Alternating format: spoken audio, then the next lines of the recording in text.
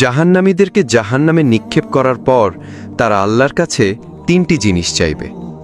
1 number, জাহান্নামীরা বলবে, হে আল্লাহ, আমাকে এত কষ্ট না দিয়ে আমার মৃত্যু দিয়ে দাও।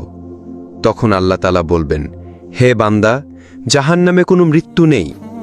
নাম্বার 2, জাহান্নামীরা তখন বলবে, হে আল্লাহ, তাহলে আমাদের জাহান্নামের আযাব একটু হালকা করে দেন, 1 মাসে অন্তত 1 দিন বিরতি দেন, অথবা 24 ঘন্টার মধ্যে আমাদের 10 মিনিট হলেও আযাব থেকে বিরত রাখুন। হে আমাদের রব, আমরা আর পারছি না জাহান্নামের কষ্ট সহ্য করতে। তখন আল্লাহ তাআলা বলবেন, 1 সেকেন্ডের জন্য জাহান্নামের আযাব কমানো হবে না। নাম্বার 3, জাহান্নামীরা বলবে, আল্লাহ, আমাকে দুনিয়ায় আরেকবার পাঠিয়ে দিন, আমি দুনিয়াতে গিয়ে শুধু আপনার ইবাদত করব।